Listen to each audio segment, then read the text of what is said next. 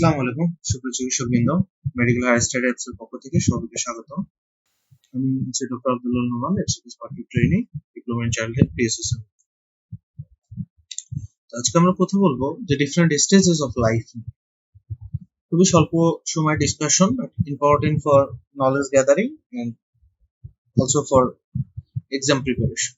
প্রথমে আমরা একটা বাচ্চার ছবি দেখতে পাচ্ছি। পেডিয়াট্রিক্সে আমাদের এই বাচ্চার ছবিগুলো গুরুত্বপূর্ণ, তাই না? তো প্রথমে আমরা দেখি যে who is child. The United Nations Convention on the Rights of Child defines child means every human being below the age of 18 years, unless under the law applicable to the child majority are attained earlier. তো এটা আর কি, মানে 18 বছর পর্যন্ত সবাইকেই আমরা বাচ্চা বলি, চাইল্ড বলি, অ্যাকর্ডিং টু WHO কনভেনশন যেটা আছে। আর বাংলাদেশের গভর্নমেন্টের রুল অনুযায়ী, চাইল্ড অ্যাক্ট অনুযায়ীও আমাদের দেশেও একই কথা বলা হয়। তো আমরা এই চাইল্ডস লাইফ আছে, তাকে বিভিন্ন এই যে 18 বছর পর্যন্ত এই এজ গ্রুপটা, মানে আপ টু 18 ইয়ার্স পর্যন্ত আমরা বিভিন্ন স্টেজে ভাগ করে থাকি, ডিফারেন্ট স্টেজে ভাগ করি। কোনটা নিওনেটাল পিরিয়ড, কোনটা ইন্টারমিডিয়েট পিরিয়ড, কোনটা ফিটাল পিরিয়ড, কোনটা টডলার, কোনটা ইনফ্যান্সি, এরকম আর কি বিভিন্ন এজ গ্রুপে ভাগ করি। এবং সেই স্পেসিফিক এজ গ্রুপের বাচ্চাদের কিছু কিছু আমাদের স্পেসিফিক ফিচার আছে যেগুলো থেকে পরীক্ষাতে প্রশ্ন আসে। যেমন প্রথমে আমরা দেখি এমব্রায়োনিক পিরিয়ড, যেটাকে আমরা বলি ইন্ট্রাইউটেরাল লাইফে আমাদের এইটা থাকে। তো এই ছবিগুলোর সাথে, পিকচারের সাথে একটু কোরিলেট করবে, তাহলে আপনার ক্যাপাবিলিটিটা বাড়বে মনে রাখার, এবং কোশ্চেনগুলো ওইভাবে আমরা সাজাইতে পারব। তাহলে ইন্ট্রাইউটেরাল লাইফ, যেটাকে আমরা বলি এমব্রায়োনিক পিরিয়ড, সেটা শুরু হয় ফার্টিলাইজেশন থেকে ফার্স্ট 8 উইক পর্যন্ত। তাহলে প্রথম যে ইনফরমেশনটা জানতে হবে, প্রতিটা পিরিয়ডের ডিউরেশন, প্রতিটা লাইফের প্রতিটা স্টেজে আমাদের ডিউরেশনটা লাগবে। এখানে আমাদের organ systems of the body are form, heart begins to beat, lungs begins to form. তো এখান থেকে দুইটা আমাদের গুরুত্বপূর্ণ সিস্টেম, যেমন হার্ট এবং লাংস, দুইটাই কাজ করা শুরু করে, তাই না?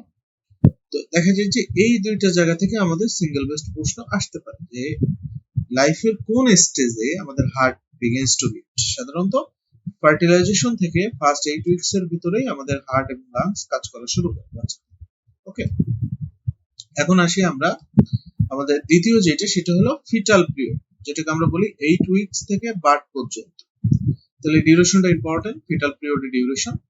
The first period of human growth accounts 30% of ultimate height.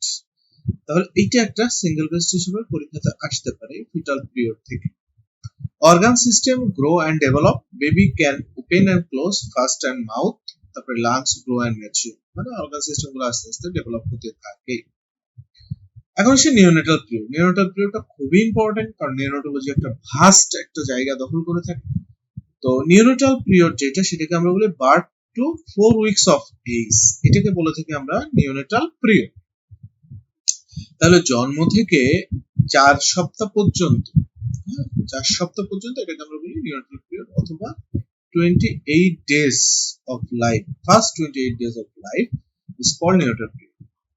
এই পিরিয়ডে starts taking its own breath, সে তার শ্বাস প্রশ্বাস নিতে পারে। এবং নর্মাল নিওনেটের কিছু বৈশিষ্ট্যের ভিতরে স্লিপস মোর, সাধারণত দেখা যায় যে অল অ্যান্ড অ্যারাউন্ড 18 আওয়ার পর্যন্ত সে ঘুমাতে পারে। ডিফিকাটস ফ্রিকুয়েন্টলি, খাওয়ার পর পরে সে পায়খানা করে। তারপরে lose body weight during first week, vulnerable to become sick and death. Okay, তাহলে এই পিরিয়ডটা খুবই ভালনারেবল বাচ্চার জন্য। এই পিরিয়ডটা খুবই ভালনারেবল, এবং এই পিরিয়ডটাই তার গ্রোথ এবং তার সবকিছু তার ঠিক আছে কিনা সেগুলা কিন্তু খেয়াল রাখতে হবে। যে এই পিরিয়ডে যেহেতু তার ইনফেকশনের চান্স বেশি থাকে, সে দুর্বল থাকে, তো এই পিরিয়ডে সে বেশি ভালনারেবল থাকে সিক এবং ডেথের ক্ষেত্রে। ইনফ্যান্সিটা আমাদের খুবই গুরুত্বপূর্ণ। ইনফ্যান্সিটা আমাদের কত বছর পর্যন্ত? Birth to 1 year. এই পিরিয়ড অফ ফিজিক্যাল গ্রোথ, এখানে আমাদের ওয়েট গেইন হয়, হাইট গেইন। ইনফ্যান্সিতে আমাদের ওয়েট গেইন হয় 3 টাইমস অফ বার্থ ওয়েট, আর হাইট গেইন হয় 25 সেন্টিমিটার। তাহলে এই দুইটা ইনফরমেশন কিন্তু আমাদের সিঙ্গেল বেস্টের জন্য ইম্পর্টেন্ট, যে আমাদের ইনফ্যান্সিতে আমাদের ওয়েট গেইনটা কত টাইমস হয়, 3 টাইমস, আর হাইট গেইনটা হয় 25 সেন্টিমিটার। এছাড়া baby acquires gross motor skill very rapidly and develops the ability to stand from lying posture. এটা ইম্পর্টেন্ট। ওকে, মানে এই বয়সে সে কি হয়, সে কিন্তু দাঁড়ানো শিখে, সে দাঁড়ানো শিখে, সে ধরে দাঁড়াতে পারে কিংবা একা একা হাঁটতে পারে। এটা আমাদের ইনফ্যান্সিতে এটা হয়, ইম্পর্টেন্ট।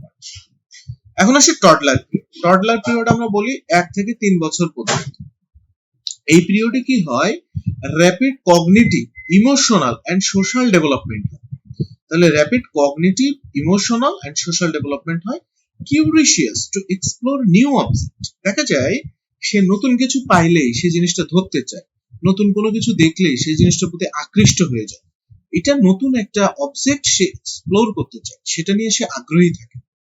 ইমোশনালি রিজিড এন্ড নেগেটিভিস্টিক, যখন দেখা যায় যে সে একটা জিনিস নিতে গেল, কেউ তার প্রতি কনসেন্ট্রেশন দিচ্ছে না কিংবা ওই জিনিসটা তাকে ধরতে দিচ্ছে না, তার ভিতরে একটা নেগেটিভিটি জোন ডেভেলপ করে কিংবা সে ইমোশনালি একটা হার্ড, এই জিনিসটা তার ভিতরে এই টডলার পিরিয়ডে অনেক বেশি কাজ করে। এরপর আসি preschool age. Preschool age হলো 3 থেকে 5 বছর। সাধারণত আমরা বাচ্চাদের 5 বছরে স্কুলিং শুরু করতে বলি, তো তার আগ পর্যন্ত এই এজটাকে আমরা বলি প্রি স্কুল এজ। এই সময় rapid physical, mental, emotional, social and linguistic development হয়। Child at this age are extremely active with enhanced motor skill, মানে সে দৌড় ঝাঁপ, গাছে ওঠা নামা, সিঁড়ি বাওয়া, গাছ বাওয়া, তারপরে খেলাধুলা করার জন্য করা, দৌড় টোড় দেওয়া, এইগুলো সে এই প্রি স্কুল এজ গ্রুপে অনেক বেশি পরিমাণে করে থাকে, মোটর স্কিলটা অনেক বেশি পরিমাণে করে। এখন আসি স্কুল এজ।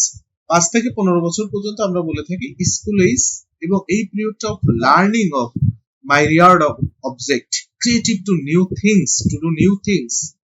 এছাড়া growth slow but steady, moves from family to peers, মানে সে এক্সপ্লোর করে, স্কুলে যায়, বন্ধুদের সাথে মিশে নতুন নতুন জিনিস সে শিখতে থাকে, নতুন জিনিসগুলো সে এক্সপ্লোর করে। তার গ্রোথটা অতটা ফাস্ট হয় না, বাট একটা নির্দিষ্ট মাত্রায় হতে থাকে, আস্তে আস্তে আস্তে আস্তে, হঠাৎ করে সে বড় হয়ে যায় না, আস্তে আস্তে আস্তে আস্তে সে বৃদ্ধি পেতে থাকে, তার ওজন বাড়তে থাকে, হাইট বাড়তে থাকে, তার মেন্টাল ডেভেলপমেন্ট হয়, তার হলো আদার যে কগনিটিভ বিহেভিয়ারাল আছে সবকিছু তার ডেভেলপ হতে থাকে। অ্যাডোলেসেন্স পিরিয়ডে কি হয়, অ্যাডোলেসেন্স পিরিয়ড 10 থেকে 19 বছর পর্যন্ত, এটা পরীক্ষাতে আসে সিঙ্গেল বেস্ট হিসেবে। সিঙ্গেল বেস্ট হিসেবে দুইটা এজ গ্রুপ খুব বেশি আসে, একটা ইনফ্যান্সি, একটা অ্যাডোলেসেন্স, আর একটা আপনার এই যে ইমব্রিয়নিক পিরিয়ড কিংবা ফিটাল পিরিয়ড, এইগুলো নিয়ন্ত্রিত, এই কয়েকটা। বাট ইনফ্যান্সি এবং অ্যাডোলেসেন্স এই দুইটা খুব ইম্পর্টেন্ট, খুব ইম্পর্টেন্ট। এখন আসি আমরা যে অ্যাডোলেসেন্স পিরিয়ডে কি হয়, transitional period from childhood to adulthood, highly self conscious, মানে এই পিরিয়ডটাকে আমরা যেটা বলি হরমোনাল একটা পরিবর্তন, না বয়সন্ধি কালের একটা পরিবর্তন। এই বয়সন্ধি কালে পরিবর্তনের ফলে যেটা হয়, সে খুবই ইমোশনালি ফ্লাকচুয়েট থাকে, সে খুবই সেলফ কনসিয়াস থাকে যে আমাকে দেখতে কেমন লাগছে, কিংবা আমার এই অ্যাপ্রোচটা ঠিক হলো কিনা, কিংবা আমি কি ঠিকভাবে নিজেকে ডেভেলপ করতে পারছি কিনা, আমি কি যুগের সাথে কিংবা পরিবেশের সাথে তাল মিলিয়ে চলতে পারছি কিনা, এই জিনিসগুলা তাকে অনেক অনেক অনেক বেশি কনসিয়াস করে ফেলে। সেলফ কনসিয়াস মানে তার নিজের যে নিজত্ব কিংবা আমিত্ব যে জিনিসটা, সেই জিনিসটাকে নতুন করে কিংবা হাইলি কনসিয়াস ওয়েতে তাকে তৈরি করে। এরপরে ফ্লাকচুয়েটিং ইমোশন, ইমোশনাল বিভিন্ন বিহেভিয়ার যেগুলো আছে সেগুলো ফ্লাকচুয়েট হতে থাকে। হঠাৎ করে মন খারাপ হয়, হঠাৎ করে বেশি ভালো লাগে, কিংবা ছোট ছোট বিষয় নিয়ে অনেক বেশি ইমোশনাল হয়ে পড়ে, এই জিনিসগুলো যেটাকে আমরা বলি আবেগিত হওয়া কিংবা আবেগ দিয়ে কাজ করা, এই জিনিসগুলো এই এজ গ্রুপে অনেক বেশি দেখা যায়। সবচেয়ে গুরুত্বপূর্ণ যেটা, ডেভেলপ সেকেন্ডারি সেক্সুয়াল ক্যারেক্টারিস্টিক্স, এটা একেবারে সিঙ্গেল বেস্ট হিসেবে আপনারা মার্ক করে রাখবেন, এটা পরীক্ষাতে আসতে পারে। এছাড়া desire to be a part of decision making, দেখবেন তখন সে কিন্তু, আমরাও কিন্তু এটা করেছি এজ গ্রুপে, হ্যাঁ, মনে হতো যে পরিবারে একটা সিদ্ধান্ত হচ্ছে, হ্যাঁ, যে এটা আমি একটা টেক পার্ট করতে চাই, যে আজকে আমরা উইকেন্ডে কোথায় ঘুরতে যাব, কিংবা বছরে ইয়ারলি ট্যুরে কোথায় যাব, তো মনে হয় ওখানে আমি একটা টেক পার্ট করি, তাই না? এরকম আমরাও কিন্তু এটা করেছি, হ্যাঁ, আমাদেরও এই বয়সে এরকম একটা মনে হতো যে আমার ডিসিশন কেন নেওয়া হচ্ছে না, আমার ডিসিশন ছাড়া কেন এটা হলো, এই ধরনের একটা ডিসিশন মেকিং এর একটা পার্ট হিসাবে নিজেদেরকে টেক পার্ট করার একটা আমাদের ক্যাপাবিলিটি এখানে তৈরি হয়। আমাদের মনে হয় যে আমরা এখানে একটা অংশগ্রহণ করব, আমাদের বিভিন্ন ডিসিশন গুলা মেকিং এ যেন আমাদের টেক পার্ট করা হয়, এই ধরনের একটা মেন্টালিটি তখন কাজ করে। এটা ইমোশনালি একটা ট্রানজিশনাল পিরিয়ডে তখন এই জিনিসগুলো আসে। তো মোটামুটি আমাদের এই যে different stages of life heading এ যে কথাবার্তাগুলো আছে আমরা ছবিগুলো দেখবো এবং যে জায়গাগুলো মার্ক করে দিলাম সিঙ্গেল বেস্টের জন্য এই জায়গাগুলো একটু কনশাসলি যখন পড়বো তখন একটু মনোযোগের সহিত এই জায়গাগুলো মার্ক করে পড়বো, তাহলে আমাদের এই টপিকসটা খুব সুন্দর পড়া হয়ে যাবে এবং এটা আমাদের ডেভেলপমেন্টাল যে পেডিয়াট্রিক্স এর যে পার্টটা আছে এমব্রায়োলজির সাথে এটা ওভারল্যাপ করে যাবে। তো আজকের আলোচনা এই পর্যন্তই, সবাই ভালো থাকবেন, সুস্থ থাকবেন, আল্লাহ হাফেজ।